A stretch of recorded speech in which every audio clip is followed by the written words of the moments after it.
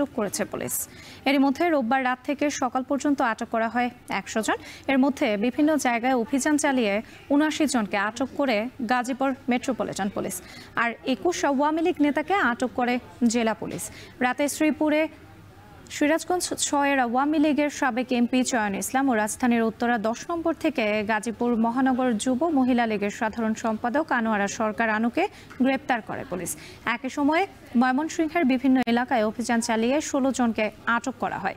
এছাড়া সিলেটে কৃষি বিশ্ববিদ্যালয়ের নিষিদ্ধ সংগঠন আওয়ামী লীগের সহসভাপতি অয়ন দাসকে আটক করে মহানগর গোয়েন্দা পুলিশ। এদিকে অপারেশন ডেভিল হান্টের অংশ হিসেবে বগুড়ায় পুলিশের অভিযানে 15 জন ও বরিশালে 3 জনকে আটক করা হয়।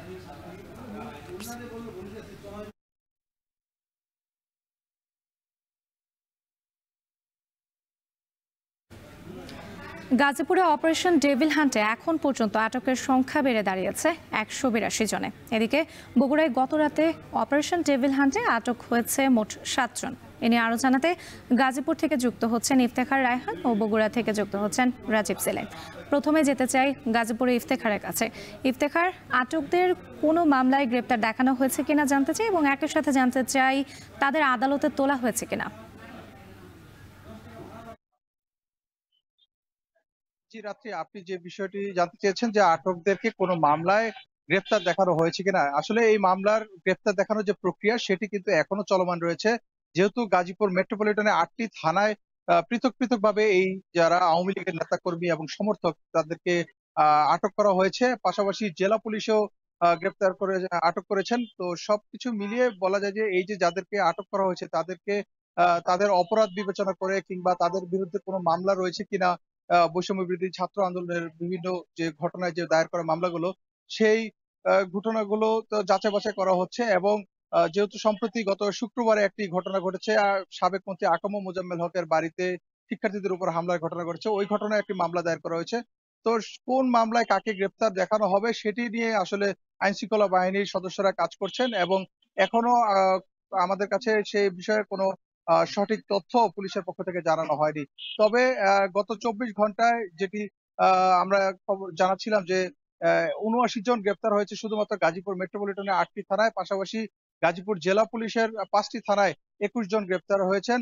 এবং তাদের প্রত্যেকেই কিন্তু আমরা দেখতে পেয়েছি যে পর্যালোচনা করে প্রত্যেকেই আওয়ামী লীগের বিভিন্ন ইউনিটের নেতাকর্মী, অর্থাৎ একদম ওয়ার্ড পর্যায় থেকে ইউনিয়ন পর্যায় থেকে শুরু করে যারা বিভিন্ন সহযোগী সংগঠনগুলোর সদস্য রয়েছেন তারাও কিন্তু এই অভিযানের মধ্যে ধরা পড়ছেন। পাশাপাশি গতকালকে গাজীপুরের শ্রীপুরে সিরাজগঞ্জের একজন সংসদ সদস্য সাবেক চয়ন ইসলাম, তাকে কিন্তু আত্মগোপনে থাকা অবস্থায় তাকে গ্রেপ্তার করেছে জেলা পুলিশ।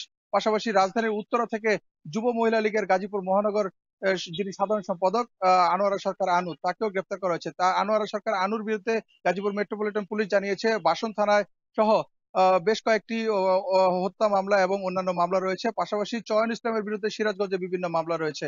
তো তাদেরকে আসলে ওই মামলাগুলোতে গ্রেপ্তার দেখানো হবে, পাশাপাশি নতুন করে তাদের বিরুদ্ধে কোনো মামলা হবে কিনা সে বিষয়টি হয়তো আদালতে তোলার পরে জানা যাবে। তো সবকিছু মিলিয়ে বলা যায় যে গাজীপুরে যে অপারেশন ডেভিল হান্টের যে ব্যাপকতা, সেই ব্যাপকতা কিন্তু বেশ স্পষ্ট, এবং এই অভিযানে একের পর এক আওয়ামী লীগ সহ সহযোগী সংগঠনের নেতাকর্মীরা কিন্তু এই অভিযানে গ্রেপ্তার হচ্ছেন। তো সবকিছু মিলিয়ে এই ছিল আমার কাছে গাজীপুর থেকে অপারেশন ডেভিল হান্টের সবশেষ তথ্য।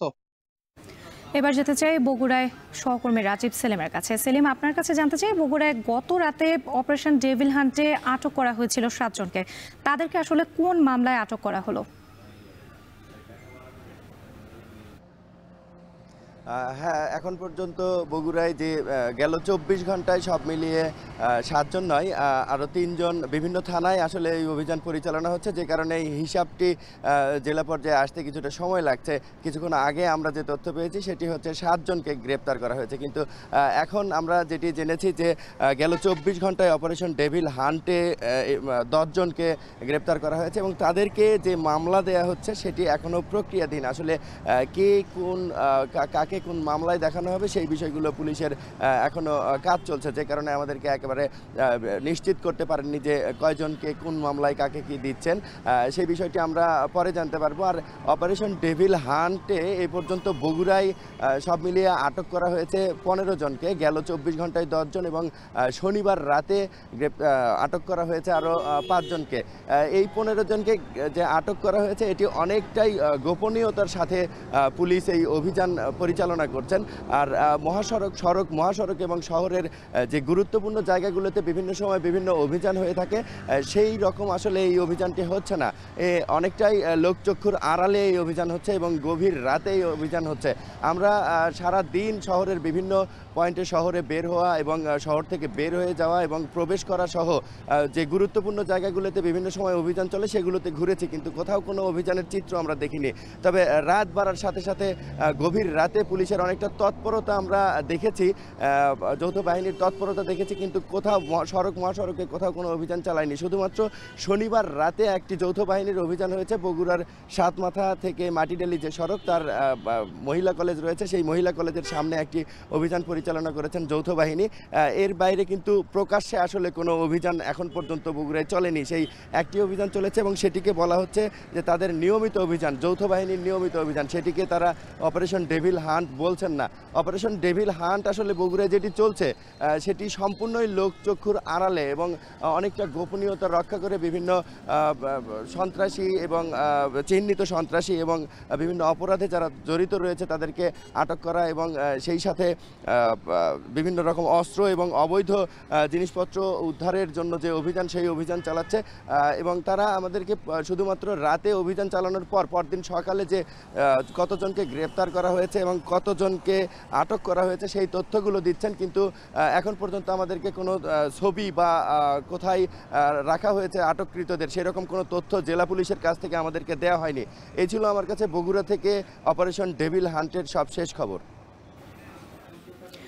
অপারেশন ডেভিল হান্টের খবর জানাতে গাজীপুর থেকে ইফতেখার রায়হান ও বগুড়া থেকে যুক্ত ছিলেন সহকর্মী রাজীব সেলিম।